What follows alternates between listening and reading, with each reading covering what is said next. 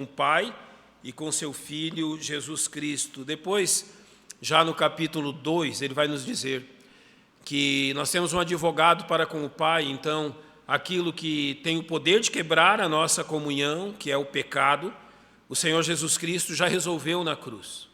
Ou seja, essa comunhão não precisa permanecer quebrada depois que nós o aceitamos como nosso Salvador, de que voltamos a cometer pecados. Ele diz, olha, se alguém pecar, nós temos um advogado para com o Pai, Jesus Cristo justo.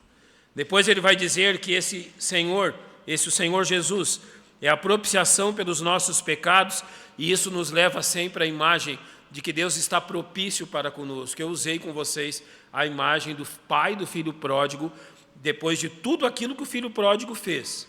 Quando ele se aproxima da aldeia do seu pai, a cultura daqueles dias esperava que o pai se assentasse na cadeira na frente da casa, se formasse literalmente um corredor polonês por onde o menino passaria. Ele viria da terra longínqua, passaria sobre o olhar, realmente debaixo do olhar reprovador de todos aqueles homens, e depois então o pai o receberia sentado ali para que então ele o fosse dirigido a permanecer algum tempo na casa do pai e depois procurar cuidar da sua própria vida. Isso tudo ocorreu, e se os homens esperavam isso, não é? Ocorreu a história do filho pródigo, mas se os homens esperavam que isso ocorresse, o pai fez bem diferente. Quando ele vê o menino ainda longe, ele faz algo que naqueles dias era algo vergonhoso. Ele arregaça as suas roupas, as suas pernas estão à vista, e ele corre em direção ao menino. Ele corre em direção ao filho, se lança ao pescoço. E ele depois justifica isso dizendo para o filho mais velho, olha, o teu irmão estava morto e reviveu, ele estava perdido e foi achado. É assim que Deus nos vê. Quando nós resolvemos, pela nossa própria dureza de coração, irmos para a terra longínqua, andarmos longe de Deus, ao invés de Deus realmente fechar o seu coração, ao invés dele realmente magoar-se conosco, a propiciação garante que os seus braços estarão abertos sempre para receber esses filhos, muitas vezes teimosos e duros, mas que quando caem em si, em arrependimento, voltam a si, o Pai está sempre pronto a recebê-los. Essa é a imagem dos 2 primeiros versos. Agora, quando nós chegamos nesses versos 3 a 6, ele vai nos chamar a atenção para algumas questões importantíssimas quanto ao nosso andar, quanto ao nosso viver. E ele vai usar uma expressão no início do verso 13, e nisto sabemos que o conhecemos. Então, agora essa comunhão, ela também tem esta questão de conhecimento, literalmente de vivência. E esse conhecer citado aqui é um conhecer muito específico, que é revelado pelo Senhor Jesus, por exemplo, em Mateus 16, quando o Senhor Jesus pergunta aos seus discípulos, e vós, quem dizeis que eu sou? Literalmente, o que vocês acham de mim? Quem vocês consideram que eu sou? Eu já ouvi vocês dizerem que alguns consideram que eu sou Elias, que eu sou algum dos profetas, que eu sou João Batista que ressuscitou. É isso que as pessoas lá fora dizem de mim. E nós ouvimos muitas coisas a respeito de Jesus Cristo pelas pessoas lá fora. Agora o Senhor simplesmente pergunta a Pedro e a nós também, e vós? Vocês me conhecem? E olha a resposta de Pedro. Ele diz, olha, eu sei quem tu és. Tu és o Cristo, Filho do Deus vivo. Ele coloca nessas palavras a verdade sobre Jesus Cristo. E o Senhor responde assim para ele, tu és feliz, Pedro, porque quem te revelou isso não foi a carne e o sangue, mas realmente o meu Pai que está nos céus. A primeira grande questão que o Senhor coloca aqui diante de Pedro é que Pedro conhecia, porque isso era uma dádiva, realmente algo que Deus havia dado a ele. Como que nós conhecemos Jesus Cristo? Porque Deus o revelou a nós. Porque um dia em nossa vida, ouvindo do Evangelho, e eu lembro daquilo que Paulo fala aos Coríntios na 2ª carta, no capítulo 4, ele diz que o Deus desse século cegou o entendimento dos incrédulos. Eles não conhecem Jesus Cristo. Isso no verso 4. No verso 6 ele vai dizer: mas Deus, que diz que das trevas resplandecesse a luz, é quem resplandeceu em vossos corações. Então Deus revelou ao que a nós? Que Jesus Cristo é o Filho de Deus. Então é assim que nós tomamos conhecimento de quem Ele é.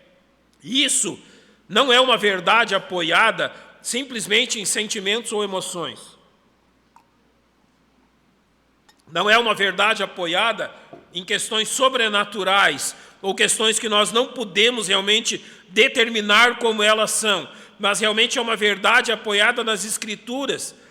Na verdade, ao ponto de 1 Timóteo 1,12, Paulo dizer assim: por cuja causa padeço também isto, mas não me envergonho, porque eu sei em quem tenho crido e estou certo que é poderoso para guardar o meu depósito até aquele dia. Notem que o nosso conhecimento de Jesus não depende das nossas emoções, não depende dos nossos sentimentos. Você acorda realmente com o mesmo sentimento todos os dias? Você acorda com o mesmo ânimo todos os dias? Nós não acordamos com realmente o mesmo desejo de trabalho ou de descanso todos os dias. Os dias são diferentes, os estados emocionais são diferentes, mas o nosso conhecimento de Cristo não é diferente. Ele não é baseado no que sentimos, mas naquilo que nós conhecemos. E essa certeza não é algo meramente intelectual, mas real, prático. Eu vou usar um exemplo. Talvez você passe num lugar, seja no seu trabalho, na faculdade ou na escola, e você veja uma mesma pessoa todos os dias. Depois de um certo tempo, você consegue determinar algumas coisas sobre essa pessoa. Como ela vem, que horas que ela chega, normalmente como ela se veste, o caminho que ela faz, as pessoas que ela cumprimenta.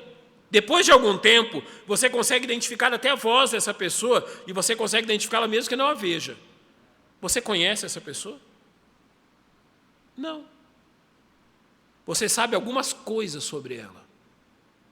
A sua observação a levou a reconhecer algumas coisas que ela faz ou pratica, algum dos seus hábitos. Quando a Bíblia fala que nós o conhecemos, não é que nós conhecemos algumas coisas sobre Jesus. Eu sei que ele nasceu em Belém, eu sei que seus pais foram para o Egito, depois voltaram, eu sei que aos 30 anos ele iniciou um ministério, eu sei que aproximadamente aos 33 anos e meio ele foi morto na cruz, ele ressuscitou, eu sei que agora ele está à destra de Deus, eu sei que um dia ele voltará. Isso não é conhecimento prático. Isso é saber algumas coisas. E assim como aquela pessoa que apenas vemos passar, nós só tomamos conhecimento de quem ela é quando nós temos um relacionamento com ela. Então nós começamos a saber o que ela pensa, o que ela diz, o que ela acha de determinadas coisas, como ela reage diante de certas circunstâncias. Nós começamos a conviver com a pessoa. É isso que o João está falando. O conhecimento de Jesus Cristo não é simplesmente um conhecimento teórico. É aquele conhecimento que diz: eu sei em quem tenho crido, eu conheço tanto que eu sei o que esperar dele nessa circunstância. Está acontecendo isso comigo. Eu sei o que Cristo fará. Eu estou passando por essa circunstância. Eu sei o que ele está fazendo comigo no momento. Eu não tenho me sentido bem, realmente parece que está algo errado na minha vida. Eu sei que tem a ver com ele. Olha, eu estou feliz, estou contente. Talvez nunca em minha vida eu senti tanta alegria. Eu sei que isso tem a ver com ele, porque eu sei como ele age comigo. Você conhece Jesus Cristo? Ou você só sabe algumas coisas sobre ele? Porque a diferença de saber algumas coisas e conhecer será na nossa confiança. Você já viu aquela circunstância? Tem uma parte elevada e nosso filho está lá em cima, ele tem 2, 3 anos de idade, é pitoquinho ainda. Ele está numa parte elevada e você está lá embaixo e faz assim. Você não diz nada, só faz assim. O que normalmente teu filho faz? Ele se joga, né? Literalmente ele se joga. Por que ele se joga? Ele te conhece. Ele sabe quem você é. E esse conhecimento leva ao quê? A uma confiança.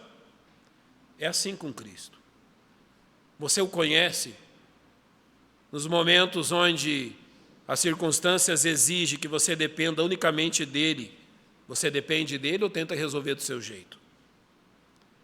Naqueles momentos onde você não está entendendo o que está acontecendo, você descansa porque sabe que ele está entendendo.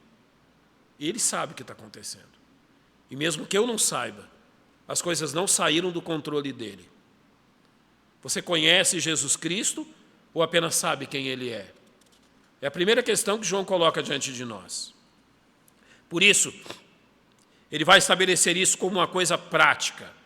E a partir do verso de número 4, ou ainda numa parte do verso 3, ele vai dizer: nós sabemos que o conhecemos se guardamos os seus mandamentos. Aquele que diz eu conheço e não guardo os seus mandamentos é mentiroso e nele não está a verdade. Então aqui, nisto conhecemos que estamos verdadeiramente nele. E essa expressão é muito usada por Paulo, só que de uma outra forma.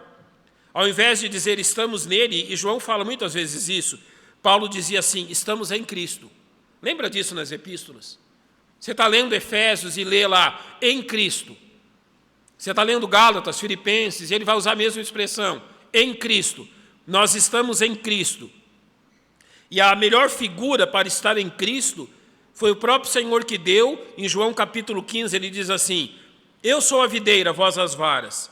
Quem está em mim e eu nele, esse dá muito fruto. Porque sem mim, nada podeis fazer. Então essa é a figura.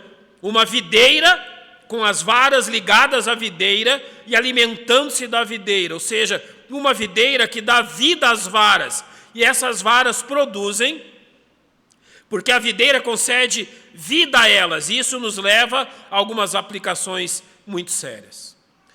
Primeiro, estar em Cristo ou estar nele é uma relação vital, não mecânica. O seu cristianismo é mecânico. Como que a gente difere um cristianismo mecânico de um cristianismo real? O cristianismo mecânico vai funcionar com o seu combustível, certo? O cristianismo mecânico vai funcionar com a minha e a sua força. É muito fácil manter um cristianismo mecânico. É de acordo com as minhas forças. Então o meu cristianismo vai até onde a minha vontade e as minhas forças realmente permitem que eu vá. Eles dependem das minhas forças, eles dependem da minha capacidade, mas um cristianismo vital não. Um cristianismo vital não depende e nem as minhas forças servem para ele. Um cristianismo vital, verdadeiro, vivo, só pode ser vivido pelas forças de Cristo. Eu sou a videira, vós as varas. Literalmente, sem Cristo, não tem fruto nenhum. Sem Cristo, os ramos, e se você já teve a experiência de plantar uma videira, é fantástico. Há 20 anos atrás eu plantei uma. Você planta ela pequenininha, ela vai crescendo, você vai colocando os lugares para ela realmente se entrelaçar, e a importância é, em João 15 vai demonstrar isso, que essas varas fiquem à exposição do sol, elas precisam pegar sol, então elas crescem, se ramificam, e quanto mais sol elas pegarem, mais verdes elas ficam, depois vem os cachos frutíferos, mas tudo isso que você está vendo em cima depende daquilo que está lá embaixo, a videira. Todos os anos você poda as varas, vem novas varas, mas elas só vão frutificar se estiverem ligadas na videira. Uma vida cristã mecânica não é assim. Você não precisa da luz. Não. Uma vida cristã mecânica, você pode continuar em trevas e não vai fazer diferença. Uma vida cristã verdadeira, se você não estiver debaixo da luz, não nasce nada. Conhecer a Cristo envolve isto. E então o resultado, isto é resultado de algo que só o Espírito Santo pode fazer, porque antes de tudo, nós precisamos ter uma nova vida, sermos regenerados, à semelhança daquilo que João falou, que Jesus falou a Nicodemos em João 3, quando Nicodemos diz a ele sobre as coisas que estava vendo ele fazer e dizendo, olha, ninguém vai fazer isso se Deus não for com ele. Então, no verso 3, Jesus diz assim, na verdade te digo, que aquele que não nascer de novo não pode ver o reino de Deus. Literalmente, ele vai repetir para ele no verso 5. Na verdade te digo, que aquele que não nascer da água e do Espírito não pode entrar no reino de Deus. Ou seja, se você não nasceu de novo, você nunca vai conhecer Jesus Cristo. E você nunca vai viver uma vida realmente verdadeira com Ele. Antes de sermos cristãos, nós precisamos nascer de novo. Ninguém é cristão pelo que pratica. Praticar o cristianismo não torna ninguém cristão. É o novo nascimento. Se você não nasceu de novo em Cristo, você não o conhece. Sua vida cristã é mecânica. Está dependendo das suas forças, do seu combustível. Quando que eu vou saber, então, que eu realmente nasci de novo? Simples e verdadeiro desde o primeiro dia. Você não consegue fazer nada sem Ele. Sem Ele você não tem energia, sem Ele você não tem fruto, sem Ele você não tem beleza, sem Ele você não tem graça, sem Ele realmente não tem nada. Vida cristã sem Cristo não tem objetivo nenhum, não tem alegria nenhuma, não tem graça nenhuma, é um fardo religioso. Vida cristã com Cristo é a alegria verdadeira de saber que quem está nos alimentando é Ele, quem está nos sustentando é Ele, quem está nos corrigindo é Ele, quem está nos conduzindo é Ele, e no tempo onde realmente não há força nenhuma em mim, há força nele. Você depende dele. Isso é vida cristã. Em terceiro lugar, como nós podemos testar essa verdade em Cristo? Eu vou ler de novo os versos 3 a 6 para que nós nos situemos. E nisto sabemos que o conhecemos, se guardarmos os seus mandamentos. Isso é uma prova disto. Aquele que diz, eu o conheço e não guardo os seus mandamentos, é mentiroso e nele não está a verdade. Mas qualquer que guarda a sua palavra, o amor de Deus está nele verdadeiramente aperfeiçoado. Nisso conhecemos que estamos nele. Aquele que diz que está nele, também deve andar como ele andou. Agora, ele nos chama a examinar a própria vida. E a primeira coisa que ele nos diz, que é necessário examinar nossa experiência, uma vez que há falsas experiências de vida espiritual. Você já viu isso? E o nosso tempo está cheio disso. Lá em Mateus capítulo 7, Jesus ele cita homens que dizem assim, Senhor, em teu nome realizamos milagres, fizemos maravilhas, curamos enfermos. E você lembra qual foi a resposta de Jesus a pessoas que apresentaram esses sinais? Ele diz, olha, afastai-vos de mim para o fogo eterno, eu não vos conheço. E ele não os conhecia por quê? Vós que praticais a iniquidade. Então agora ele demonstra isso de forma muito clara, demonstrando que o estar ligado a Cristo pode ser de alguma forma imitado pelo reino das trevas. Sim, irmãos, você já notou que praticamente tudo na vida cristã pode ser imitado pelo reino das trevas? Vamos a exemplos.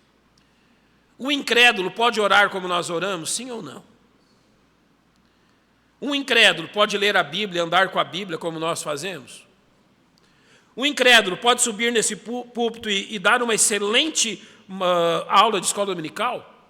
Sim. Um incrédulo pode até usar o nome de crente? Sim. Ele pode imitar tudo que um verdadeiro cristão faz, sem ser um verdadeiro cristão. Qual é a única coisa na vida cristã que não pode ser imitada? O fruto do Espírito. Você consegue imitar tudo, mas lembra do fruto do Espírito? Amor, alegria. Não tem como imitar. Se você conhece a Cristo, e João vai aqui nos dizer de uma forma muito clara que o amor de Deus está sendo nele verdadeiramente aperfeiçoado, quer dizer que existem frutos em sua vida que demonstram que aquilo é real, não uma mera experiência. E João mesmo vai dizer no capítulo 4, amados, não creiais a todo espírito, mas provai se os espíritos são de Deus, porque já muitos falsos profetas se têm levantado no mundo. Então, sim, há falsidade em meio a isso. Agora, a veracidade da nossa vida cristã é testada quando? Em nossa conduta diária. João deixa isso claramente. Nisso sabemos que o conhecemos, se guardarmos os seus mandamentos. Notem que João não diz aqui que a confirmação disto são grandes sinais e maravilhas, talvez falar em línguas, ter revelações ou ter sentimentos inexplicáveis. Não. A grande marca de tudo isso se chama obediência. Você é obediente a Cristo ou a si mesmo? Quem é que conduz a sua vida, meu irmão? Quem é que toma as decisões? É você. Mas você toma decisões baseado no quê? As suas decisões diárias têm como base o que você quer, o que você sente, o que você planeja, ou aquilo que Cristo quer para você. São os planos de Cristo ou os seus? Nisto sabemos que o conhecemos, se guardamos os seus mandamentos. Talvez, meu irmão, muitas vezes na sua vida você disse assim, olha, eu queria fazer tal coisa, mas eu entendi que isto não serviria de nada para o meu Salvador. Eu tinha tal plano, eu abortei esse plano, porque o meu Salvador tinha coisas mais importantes para mim. Os jovens que estiveram ontem na Confrajovem, nossa reunião de jovens aqui da região, nós tivemos o privilégio de ter o pastor Genuan Lira lá, do norte do Brasil, pregando. Ele falou exatamente disso para os nossos jovens, sobre o tempo que ele testemunhou disso, de que ele entrou na faculdade, estava se preparando para realmente ser um homem dessas questões, das letras, um professor de faculdade possivelmente, quando tudo mudou, quando Cristo mostrou que queria outra coisa. Quando Cristo mostrou que desejava dele um outro caminho. E ele, que foi um homem tão bem sucedido nas letras, isso foi no meio de um ano, ele testemunhou, o instituto, o seminário começava no início do ano, então do meio do ano até o final do ano, ele continuou na faculdade. Ele disse, sabe o que aconteceu? Eu que nunca tinha sido reprovado, fui reprovado numa matéria facílima. O que isso significa? Aquilo lá não era mais para ele. O rumo agora era outro. Você consegue identificar isso na sua vida? Identificar quando realmente a falta de frutos demonstram o caminho não é esse. A falta de frutos demonstram Cristo quer que eu ande por um caminho, eu estou andando por outro, e eu estou vendo que nesse caminho que eu estou andando não está tendo fruto nenhum. E eu preciso andar no caminho dele. Daí talvez você pergunte, que direito ele tem de exigir isso? O direito de quem comprou sua vida. O direito de quem na cruz do Calvário pagou o preço pela sua vida, porque jamais se esqueça que você estava andando para o inferno quando ele fez isso. Se ele está lhe pedindo que ande por um caminho que ele quer que você ande, ele está não somente exercendo o direito dele, porque a sua vida já não te pertence mais. Um dia pertenceu, não. Ela pertencia ao pecado. Um senhor completamente cruel. Hoje ela pertence a Jesus Cristo, que quer o seu bem. Então faça o que ele quer. Nisso conhecemos, nisso sabemos que o conhecemos, se guardamos os seus mandamentos. Então isso se torna numa prova diária da nossa fé. O andar diário é uma prova da veracidade da nossa fé. Eu vou lembrar alguns versículos para que isso fique bem claro. Em João 8,12, há uma expressão ali que talvez você não tenha prestado atenção nela, mas em João 8,12 diz assim, falou-lhes, pois, Jesus outra vez, dizendo, eu sou a luz do mundo. Agora preste atenção, quem me segue não andará em trevas. Ele está dizendo assim, quem me segue, quem está me obedecendo, a vida dele não será em trevas. Qual é a grande marca que nós conhecemos Jesus? Nós não andamos mais em trevas. As trevas, eu não preciso explicar isso, na conferência missionária o pastor Eduardo explicou tão maravilhosamente o que é andar na luz. E aqui ele diz, quem me segue não andará em trevas, mas terá a luz da vida. Isso é uma prova da veracidade da vida cristã. Em Efésios 5, Paulo vai dizer que noutro tempo erais trevas, mas agora sois luz no Senhor. A responsabilidade sua é andar como filho da luz. Há frutos nisso, bondade, justiça, verdade. Há questões práticas. Nós aprovamos o que é agradável ao Senhor e não comunicamos com as obras infrutuosas das trevas, mas antes as condenamos. Isso é andar com Cristo. Concluindo, a nossa comunhão com Deus, então, é demonstrada de uma forma muito prática. E nos versos 5 e 6, João vai ressaltar isso dizendo: esta é a mensagem que dele ouvimos e vos anunciamos. Isso eu estou lendo o capítulo 1, desculpe, 1 João 1, 5 e 6. Deus é luz e não há nele trevas nenhumas. Se dissermos que temos comunhão com ele e andarmos em trevas, mentimos e não praticamos a verdade. Eu vou resumir isso de uma forma muito prática. Mamãe dizia assim, e isso é repetido por muitas pessoas: diga-me com quem andas, e eu vou dizer o que para você? Quem você é. A companhia que eu te vejo é aos meus olhos a pessoa que você é. Não é assim que funciona? É assim. Se você está andando com pessoas que não se importam com essa vida, não se importam com nada, o que eu vou pensar de você? Se você começa a andar com pessoas que a moral é duvidosa, o que eu vou pensar de você? Ou seja, revele para mim quais são as suas companhias e será possível dizer exatamente quem você é.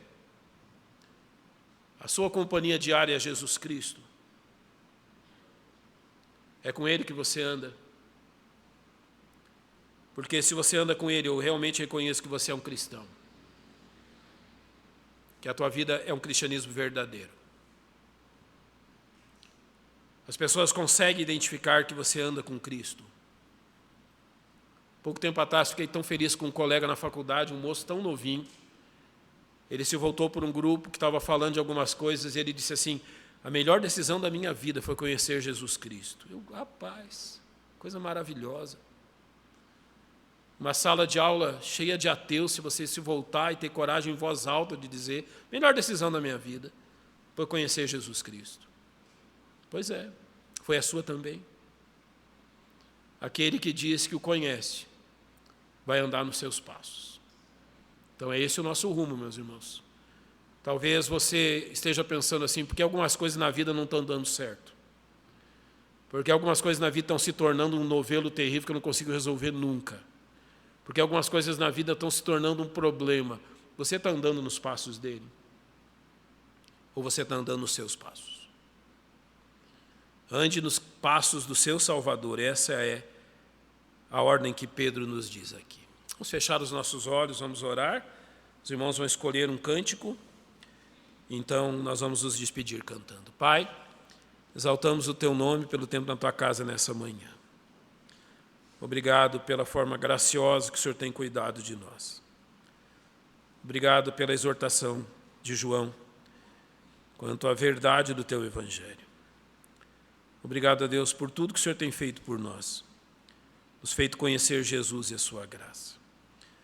Agora, Pai, rogamos que abençoes a cada um dos nossos irmãos, ajudando-os e fortalecendo-os em nossas necessidades, para que o conhecer a Cristo seja algo prático e realmente verdadeiro em nós.